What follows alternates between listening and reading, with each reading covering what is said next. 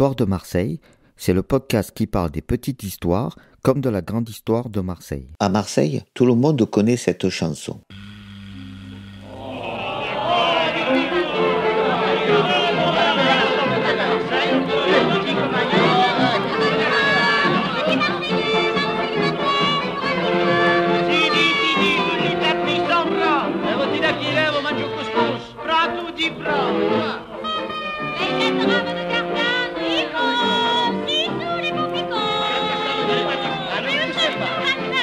Mais vous êtes sur la Canebière, aux quatre coins du monde, indiscutablement.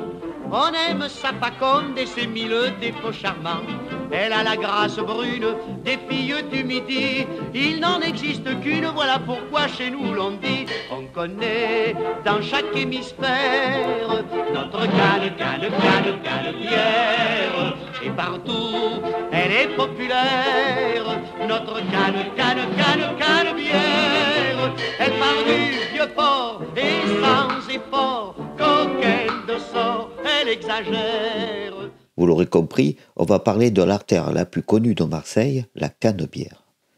Et pourtant, c'était pas gagné. Celle qui était encore qu'une rue, il y avait encore deux N dans son nom, ne peignait pas de mine. La Canebière a connu son heure de gloire au XIXe siècle et pendant la première moitié du XXe siècle. Avant ça, c'était une toute petite rue qui ne donnait même pas sur le port.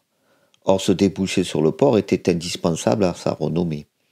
Et ce n'était qu'une petite partie de l'avenue que l'on connaît désormais, avant qu'elle n'avale la rue Noailles et les allées de Mélan.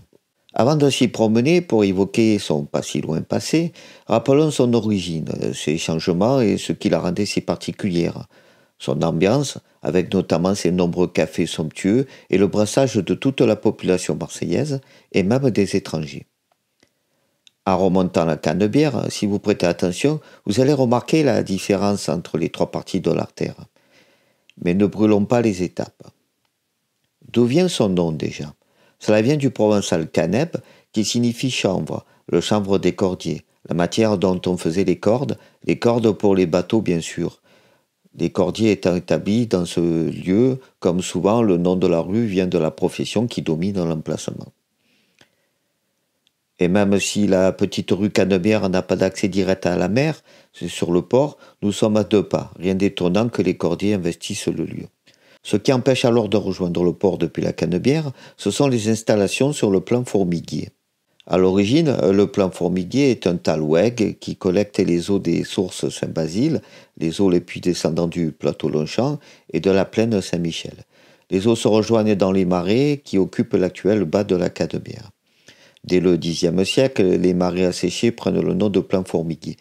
Y sont installés des entrepôts, des chantiers de charpente et un chantier communal de construction navale.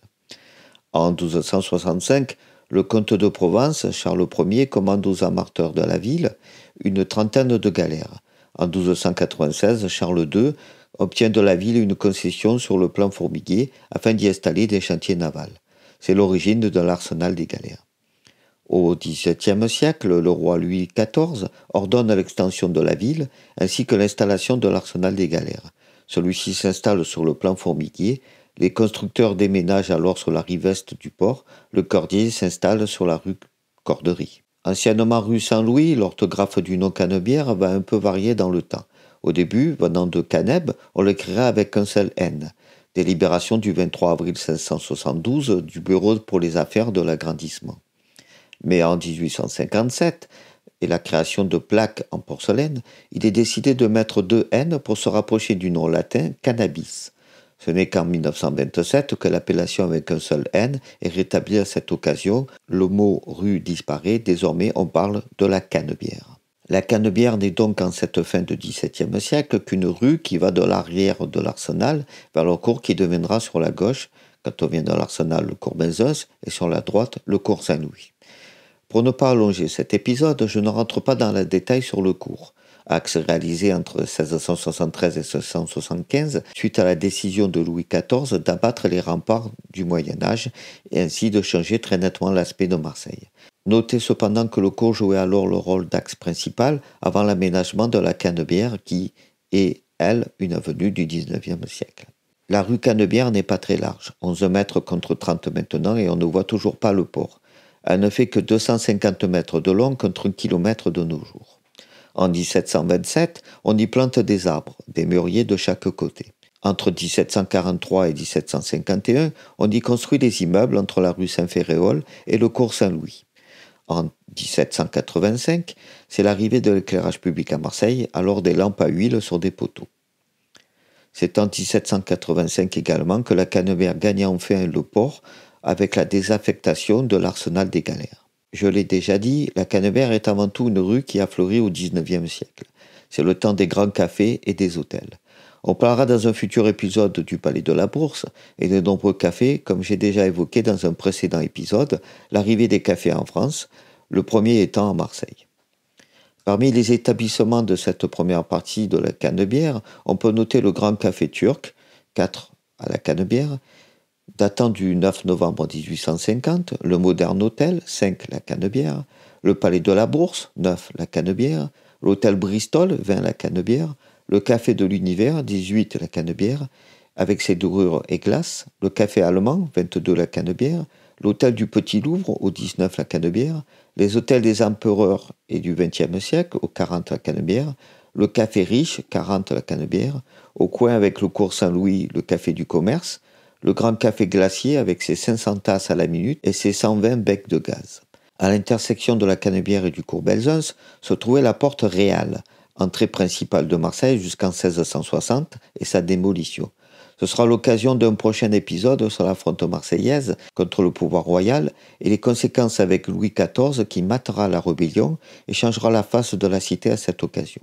En effet, s'il est déjà question d'abattre les remparts avant la venue de Louis XIV, avec cet épisode les choses s'accélèrent. Les remparts tombent, la ville va s'agrandir. Aux remparts du Moyen-Âge se substituent les remparts du XVIIe siècle. La ville croît, mais reste toujours contrainte. Les remparts sont construits de 1669 pour s'achever 25 ans plus tard. La ville triple sa superficie. La ville s'étend à l'intérieur des remparts qui partent de la Joliette, par l'actuel boulevard des Dames, jusqu'à la porte d'Aix, le boulevard Nédélec, le boulevard d'Athènes, le boulevard du Gommier, le boulevard Garibaldi, le cours Julien, le boulevard Théodore Tourneur, le boulevard Salvatore, le boulevard Paul Pétral, le cours Pierre Puget pour finir au fort Saint-Nicolas. Les remparts seront abattus par la suite au début du 19e. Il ne reste que la portion rue des Lys dans le quartier d'Andoum. Et si vous êtes étonné d'entendre que des noms de boulevards, c'est parce que le mot boulevard vient du mot néerlandais bolwerk qui signifie bastio, expliquant que les boulevards suivent souvent les tracés d'anciens remparts. Il est temps d'attaquer l'ancienne rue Noailles. Elle va donc du cours vers le boulevard du Gommier et le commissariat de police qui était l'ancien grand hôtel de Marseille. La rue est étroite au départ, elle est le lieu d'habitation des grandes familles marseillaises, d'où le nom précédent de rue des Nobles. Elle doit son nom au lieutenant des galères Jacques de Noailles. Nous sommes en 1857 quand il est décidé de réunir la Canebière avec la rue de Noailles pour n'en former plus qu'une. Problème, la rue est beaucoup plus étroite que la Canebière avec ses 30 mètres de large. On doit donc détruire des constructions. C'est l'occasion de voir fleurir des nouveaux cafés, hôtels et des boutiques. C'est l'âge d'or dans la Canebière où tout Marseille se presse.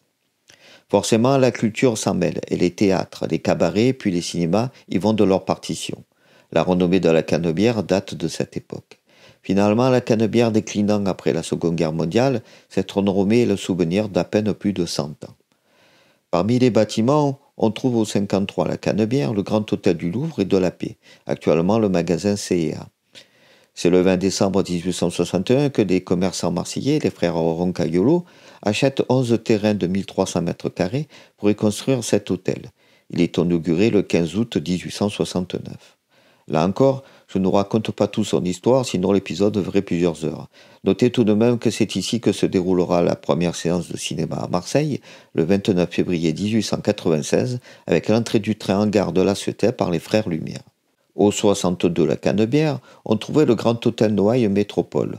Ouvert le 1er septembre 1865, il a fonctionné jusqu'en 1979. Il avait un autre hôtel comme voisin, le Grand Hôtel de Marseille. Les deux hôtels sont réunis sous une même direction en 1956. De nombreuses personnalités y séjourneront. Et c'est de cet hôtel que, venu assister au congrès du Parti radical, Édouard Daladier, président du Conseil, assistera à l'incendie des Nouvelles Galeries, épisode tragique qui conduira à la mise sous tutelle de la ville et la création du corps des marins-pompiers de Marseille. Mais l'histoire est trop longue, on en reparlera dans un prochain épisode. N'hésitez pas à me dire en commentaire de quel sujet vous voulez que l'on parle dans les prochains épisodes. Au 68 La Canebière, on trouve donc le Grand Hôtel de Marseille. Avec l'élargissement de la rue Noailles pour pouvoir poursuivre la Canebière, on détruit les maisons qui ne sont pas dans l'alignement. À la place, on y construit entre autres cet hôtel qui ouvre le 5 mai 1863. Impacté par l'incendie des Nouvelles Galeries en 1938, il est également par le bombardement de 1944. Il réouvre en 1948 jusqu'en 1994. Réhabilité en 2004, il devient le commissariat central de Marseille. Un mot rapide sur le 75 à la Canebière. Il a abrité le plus vieil atelier de photographie de France, celui de Félix Nadar. Nadar était l'un des précurseurs de la photographie, pas marseillais mais parisien.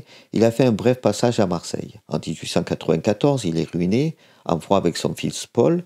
Avec son épouse malade, il décide de rejoindre le Midi et s'établira à Marseille. Son atelier bien placé sur la Canebière, le beau monde s'y presse. Mais il ne restera que 10 ans, remontant ce Paris en 1904 pour y décéder en 1910.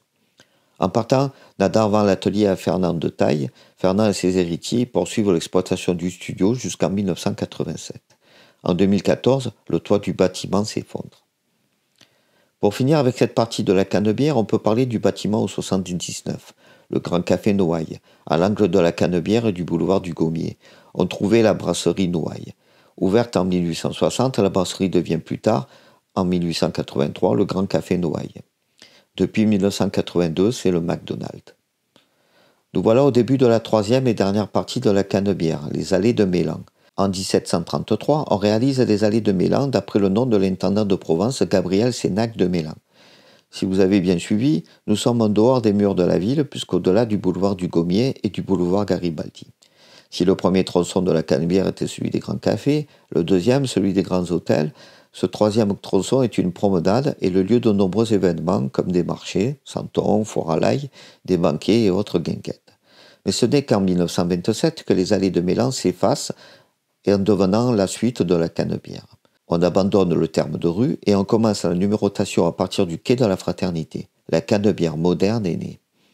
Ce tronçon, c'est celui des théâtres et cinémas. On y trouve le théâtre du Gymnase et celui de l'Odéon. Pour ce qui est des cinémas, ces derniers ne vont pas survivre au déclin de la Canebière, après la Seconde Guerre mondiale. La politique du tout-voiture aura raison de notre célèbre artère. Cela fera un bon sujet d'épisode que de parler des cinémas de Marseille, tout comme on évoquera sans doute la librairie Tacussel, avec sa devanture tout à fait particulière. Au 142 la Canebière, on trouve la librairie Maupetit, la plus vieille librairie de Marseille. Au 162, on trouve le théâtre de l'Odéon, datant de 1923, à la place des anciennes écuries de la ville pour le transport en commun. Nous voilà au bout de cette Canebière d'1 kilomètre. Sur la gauche, la place Léon Blum, avec à la place de l'ancienne mairie de secteur un tout nouveau cinéma, le Harplex. La place se trouve entre la Canebière, les allées Gambetta, face à lui trône l'église des Réformés et le boulevard de la Libération sur la droite, le square Stalingrad et sa fontaine des Danaïdes sur la gauche, puis le cours Joseph-Thierry.